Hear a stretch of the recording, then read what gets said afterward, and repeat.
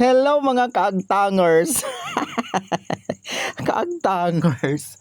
It's me, Manay Pagang. Ano, buhay ka pa ba? So kung nakikita gani niyo ini na lugar o ada okay may pangita pa man kamo. Nakaklaro pa man ada kamo. So ada nga ni na lugar is adi tabi lang ini sa Masbate, wala pa ini sa Japan. So adi nga ni kami sa nina lugar sa JB Farm. JB JB Farm. So, sa JB Farm na kundi di sa celebrate sa akong friendship and iya pa late na party sa niya birthday kay ina nag-abot na niya super love. Super love. So since birthday nga ni Mama kay is nagkadi kami dito sa nina place para just to celebrate her birthday. Her birthday. Pero nga di ko nakikita niyo ini na lugar, so very promoting talaga, napakataho, very maganda. So baga nakaisip ako saan inan mga kaya madada magpatayo sa ni Roxanne. So ada nga niya best in tour dida si Manay Pagang ninyo. Hala.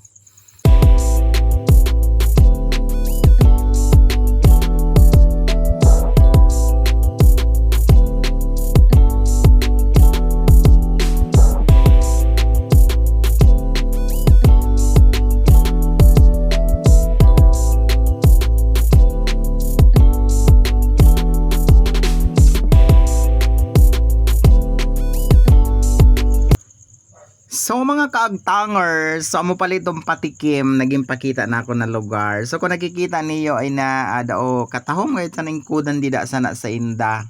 No? Ada si Manay mo Pagang nagpakurukang kangani dida kay Diyos ko miyo. Ignorante man ako dida sana na mga ingkudan. Pero mapano sana sa balay na may mga pakuruka riton.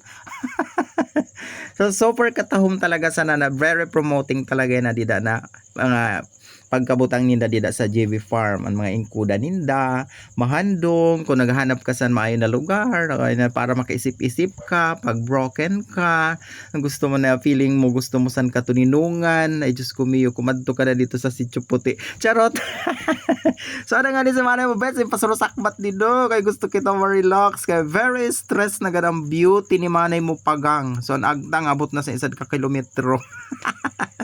So ada nga naglakad naman si Manay mo kay mahanap naman kita sa lugar na pwede naton rampahan ada sinunod ka sa Ido. So ada nga sa Manay mo Pagang nila best in paro rampa kay katahom talaga sana dida in the tree house so wala man paano sana sa balay. wala sana na house lanigwa wala san tree. So ada nga si Manay mo Pagang katangaan ni Manay mo Pagang di ba di marugda ka natisod ka kaya paano makakada ka dida kag ba rampa ka na mo kagurang-gurang mo na. So ada nga kada nagbalik na kita dida sa rest house kay change costume kita change costume buraratan mata mo hano kung sino ito naglabas. Dili tabi tong tiyaon mo ako ito. Hello Philippines and hello world, welcome to my kingdom of dragon fruits.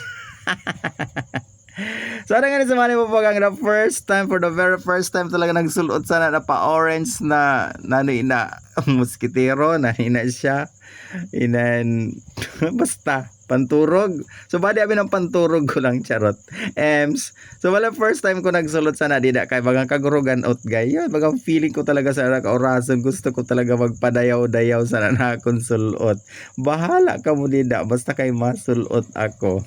So ano kami sa rampa si Manay mo Pagang sa mga ka-dragon fruits kay base na lang may maglabas dida ng mga dragon.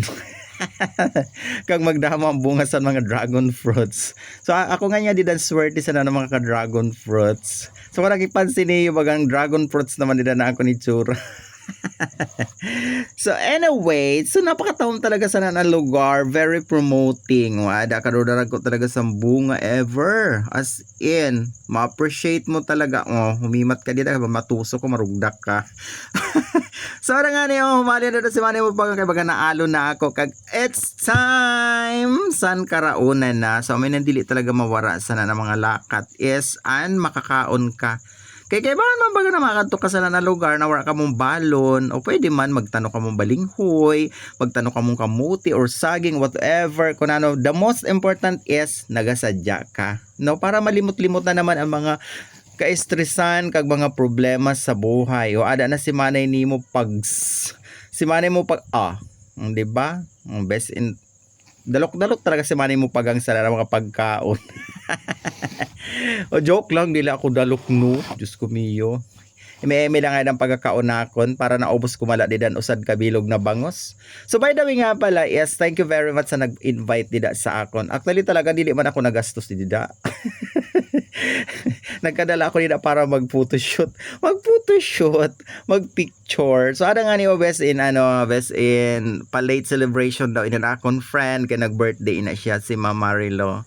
And syempre kaupod niya niya mga kabataan na niya mga kids. And of course, kaupod niya niya Honey Pie si Jack. Sana all Jack and Rose. O bali ako dida si Kuan. Ako dida si Rose. Si Rosa Rosal. Joke lang, sana yung makaraon na nga ni kami dida. O sige, kay makaraon na. So ada nga ni ada na si Manny mo pag ang best in ihaw, no. So maranasan ta mala mag-ihaw. Paioy da si Manay, ano ba Manay na may sulot mo Manay pagang nani na kay baga nagakuruan ni na, baga nagaralabas nan imo sa pie. So anyway, it's more fun in the Philippines. It's more bahala ka mo dida labot ko man kung ano sabihin niyo sa akon. Basta ako nakabutang talaga ako sin asay ti di man sa nilya sa akon pusod.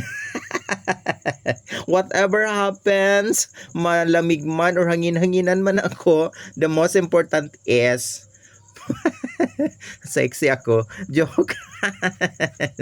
So ada nga din si Manny mo pag ang bisin paihaw ina siya, o diba? Best in palabas ang pusod. Pusod na walang malay. Kag best in pakanta pa na si Manny pagang labot niyo, mag-irog ka mo. Magkanta man ka mo na nag-ihaw. So, tapos na nga rin drama ko dito sa pag-ihaw. Diyos ko, best in super init na dito ng beauty nakon. So, it's time to karigo na mga manay. Let's watch this.